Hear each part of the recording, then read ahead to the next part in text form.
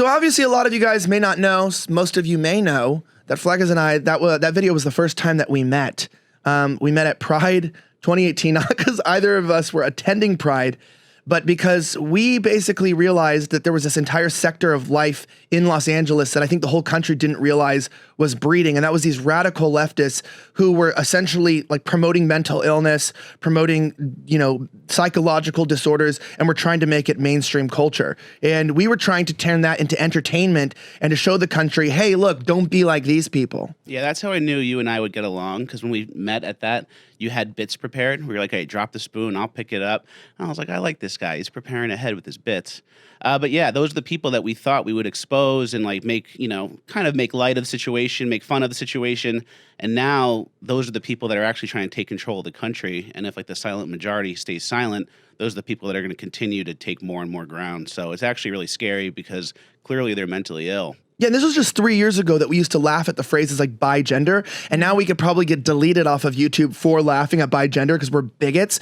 But I want to explain this. So when you guys want to know how crazy things were, do not laugh at this next clip because this makes you a really evil person. We're actually really supportive of this. We have probably, after Caitlyn Jenner becomes the governor of California, we have a nomination for a lieutenant governor of California, the Goddess Bunny. I ran into this individual at Pride, and this was the kind of people that were actually at the front of the parade. Let's go ahead and cue the Goddess Bunny.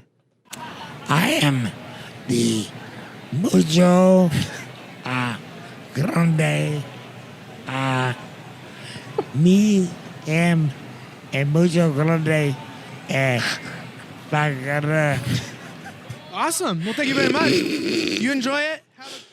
Okay. You know what? I'm not that sounds like me every time I go to Starbucks and I'm trying to put an order. Mucho grande.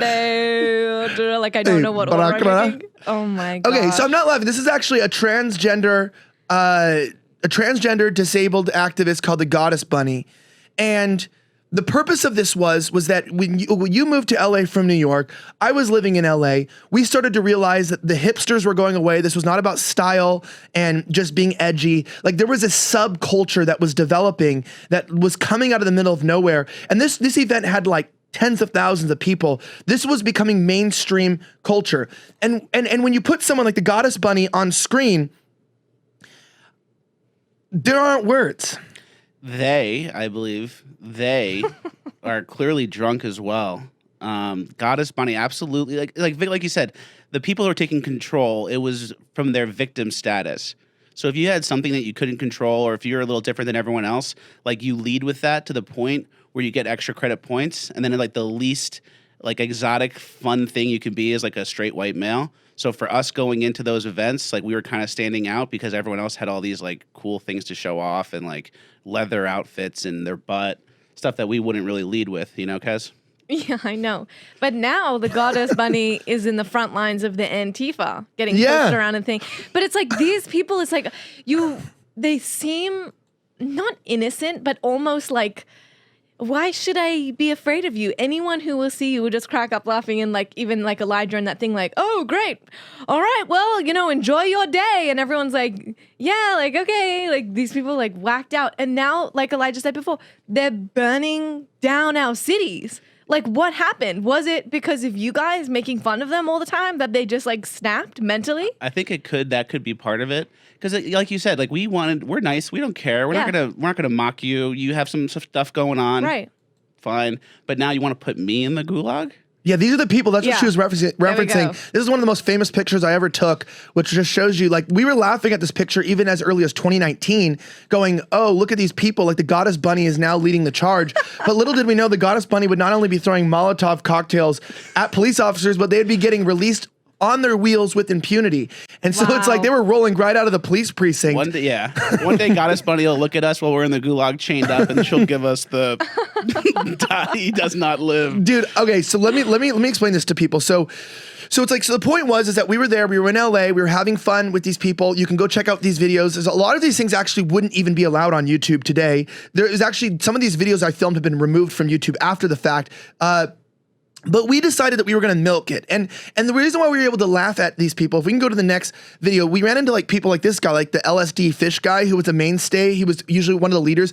And I want to remind you, before you watch this guy performed on stage at a Bernie Sanders rally in Los Angeles. And so do not tell me this is a fringe character. He was given stage time and this was his performance. I'd eat a grub, I'd eat a grub, I'd eat a grub, up a butt, and I believe what the cocoa puffs. I'd eat a grub, I'd eat a grub, I'd eat a grub, I'd eat a grub, I'd eat a grub, up a butt, and I believe what the cocoa puffs. Okay, so you see me like, this was always our face, just like, okay. We really learned how to like stay calm under pressure. Kez, you too, like the deadpan, like the body language, the reassuring head nods, like, oh, cool, tell me more. But when you get one like that on the hook, you can't let it go. That's just like what I call a pay pig. Yeah. That'll keep paying even after the video's out. That's a pay pig. And he became a normal mainstay. We ran into him probably like a dozen times over the course of like 9 months. Every protest, regardless of what it was about, he was there, front and center, singing his songs every single time. And if you get him on camera each time, it's like, all right, this video will be pretty good. Yeah. It's like, all right, he's here. Like this video will be decent. He knows what's up. And you're like, and you would film him and be like, this is the most coherent argument anyone's made. But like, why is everyone talking like this? Like, like, why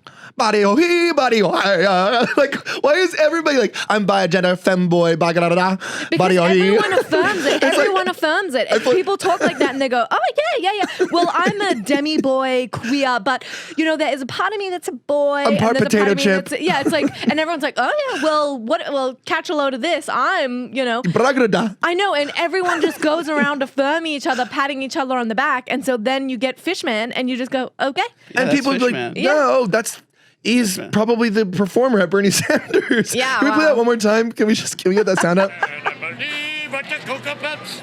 I'd eat a grub, I'd eat a grub, I'd eat a grub, I'd eat a grub, I'd eat a grub, up a butt. So if you watch old videos, pure LARPing. no, but it was real. But they want to kill us too. Okay. Yeah. So it's like kind of scary. So what Where's people do, Fishman these days? Where is he? right, but it quickly turned, and you know this, it quickly turned from like social events. This is how the leftists evolved. So we started with these social events, and then we started getting into these more concentrated, regular people at events.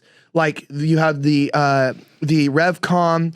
This is when Antifa started rising. Like 2018 was like really their year when they were around 2017, 2016. We had Antifa in DC, but they hadn't really like become a mainstay at protests. Even in LA, they didn't become a mainstay in LA till 2020 actually. So we ran into these people and we would have fun with them. This was before they wanted to slit our throats.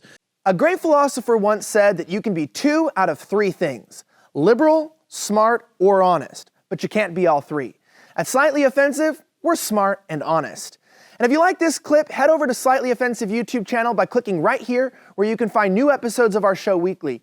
We're bringing you the topics, news stories, and angles that will have you saying, why the hell wasn't I subscribed sooner? Also, don't forget to smash that like button and subscribe to this channel too.